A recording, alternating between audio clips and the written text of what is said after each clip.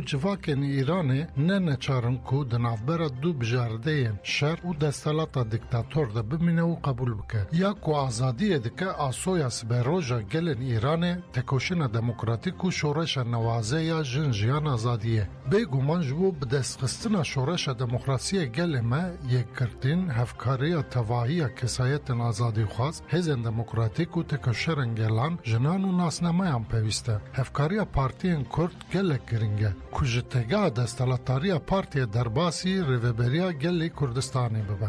Em di vê qonaxa hestiyar de veyeke wek erkeke dîrokî dibînin. Em daxwaza hevkariyê ji hemû hêz, partî û rêxistinên sivîl dikin ku bi serkirdeyatiya jinên Îranê dest bi konaxek nû ya şoreşa jin jiyan azadî bêkirin. Em amadebûna xwe ya ji bo veyekê jî radigihînin. Li gor me ji bo derbasbûna Komara Demokratîk a Îranê pêwîstî bi guherînên fikrî û dûrketina ji destelatxwaziya nasyonalîzm, zilamsalarî û navendîbûnê heye. Ev ji bo gelên Îranê takebijardeya siberojek aram û demokrasiyê ye. Li hemberî hemû çevisandin û êrişên kuştinê di çerçeweya parastina reva da parastina gel û gelên Îranê erkek me ye. Em bang li hemû xelkê Îranê bi taybet jî xelkê Rojalatê Kurdistanê dikin ku xwe di rêxistinên girseyiyên demokratîk de bi rêxistin bikin, bi hevgirtinek tam bandoran wêrenkerên şer li ser hev kêm bikin. Ji bo piştkiriya qurbaniyên şer komiteyên heremî, ji bo rizgarkirina birîndaran komiteyên alkariya darayî, her wiha avakirina rêveberiyên heremî û dûrxistina kirêgirên hikûmetê ji ber bandora wan ya li ser welatiyan dikarin gavên girîng ji bo avakirina civakê xwesar û demokratîk bavêjin.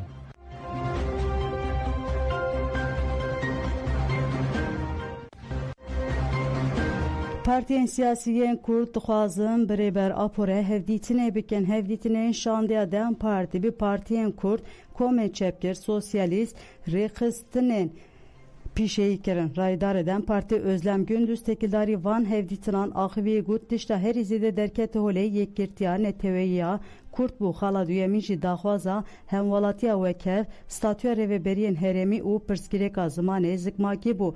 Ji dewlet û desthilatdariyê hat xwestin ku gavên şember were avêtin.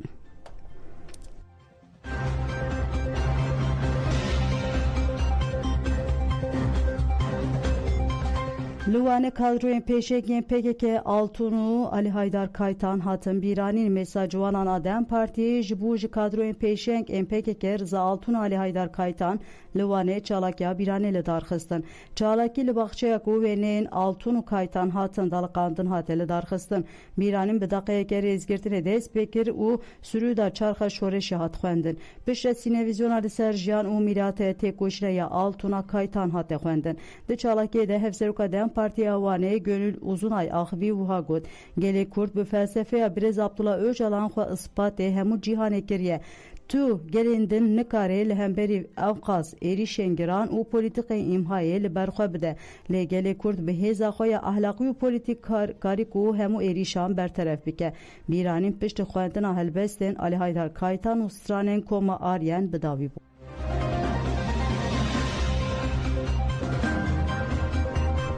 Êrişên İsraîl û Îranê aloziya rojhilata navîn kurtir dike. Endama karûbarên derveyên Meclisa Misrê Nuha Bekir tekildarî şerê di navbera İsraîl û Îranê û bandora wê li ser rojhilata navîn axivî.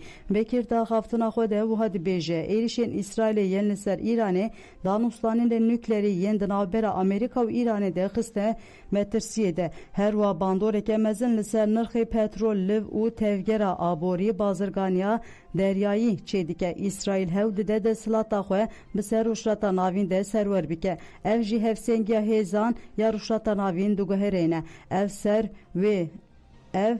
wê rojhilata navîn bixe nava qeyraneke û wê bandoreke neyînî li ser ewlekariya herêmê û cîhanê bigiştî bike. Em niha bi rewşeke gelekî xirab re rûbirû ne. Ger wiha bidawî be wê bibe sedema metirsiyeke mezin.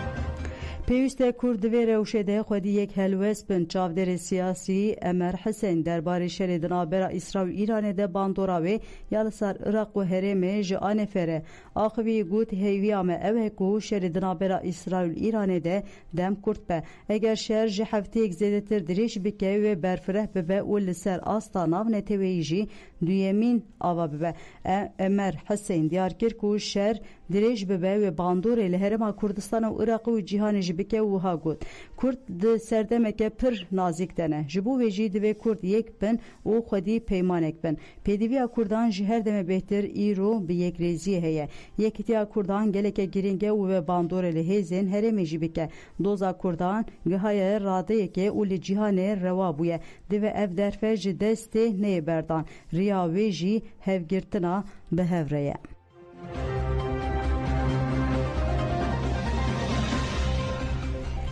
Seyit Bedri Gud danustandın Amerika ve İran'e hatine ravastandın vezir kare derveye umane Seyit Bedri dibin bin Hamd el-Busri ragihan ku danustandın derbar şerin nükleer yendinaber Amerika ve İran'e de hatine ravastandın vezir derveye umane Seyit Bedri bin Hamad el-Busani liser hesaba xuya fermi ikse da xuya nek belavkir u gud Hevditinen İran و Amerika'yên ku biryar bû vê ekşemê li Müsçatê werin darxistin êdî pêk nayên lêbelê dîplomasî û diyalog tenê raya aştiyê mayîn dene.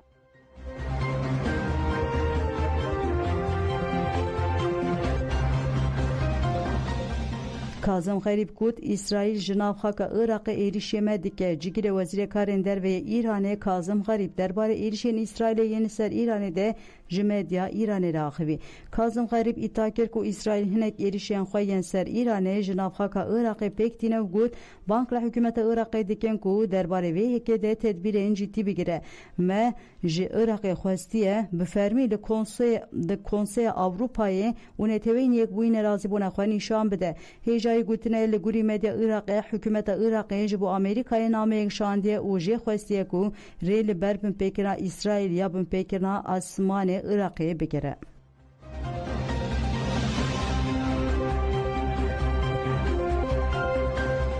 Trump û Putin têkildarî şerê dinabera İsrail û İranê de axivîn li gurî medyayê Rusyayê Vladimir Putin bi telefonê bi Donald Trump re li ser rewşa rûşrata navîn û şerê dinabera İran û İsrailê de axiviye.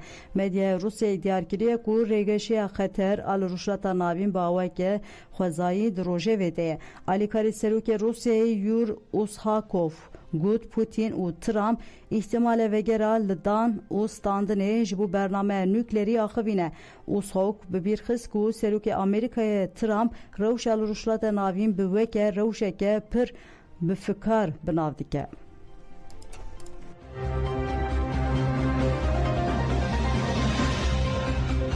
İran ragihan me deh balafirên İsrailê xistine xwarê fermandara giştiya parastina hewaya İranê ragihan ku hêzên wan deh balafirên İsrailê xistine xwarê.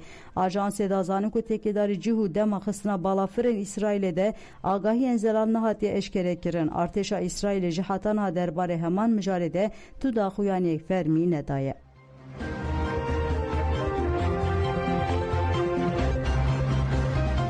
İsrail'e hişyarî da gele İranê ku nêzî fabrikeyên çekan dimînin nebin. Artêşa İsrailê hişyarî da İranê yên li nêzî fabrikeyê çekan dimînin. Di daxuyaniya hesabê Farsiyê artêşa İsrailê de hat gotin hişyariya lezgên ji bo hemû welatiyên İranê. Hemû kesên li nêzî fabrikeyên çekan an ji saziyên ser bi van vene yanî yên ku di demeke nêz de biçin van deveran divê tavilê avahiyên ku lê ne vala bikin û vegerin.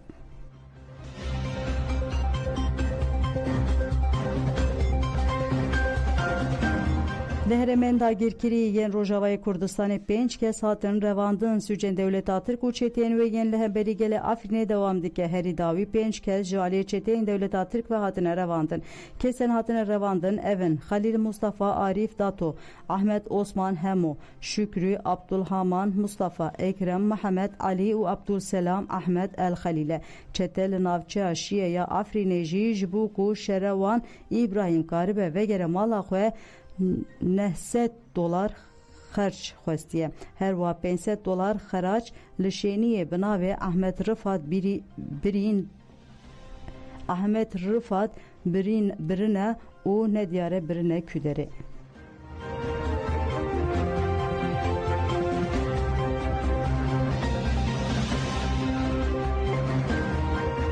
Deriye Qayyim yedinabera Irak u Suriye'de hatiye vekirin desteğe deriyen Sinuriyen Irak'ı iruragahan ku Deriye Qayyim te Sinur be avayeke fermi hatiye vekirin u jinu ve tevgera danustandına bazırgani dinabera Irak u Suriye'de hatine despekirin.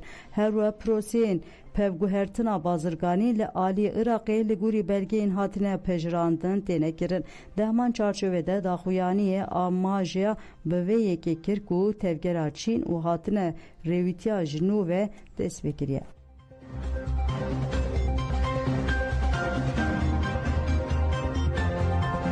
Belego danje menü çeyin saat yazdı peşkeşkirin ana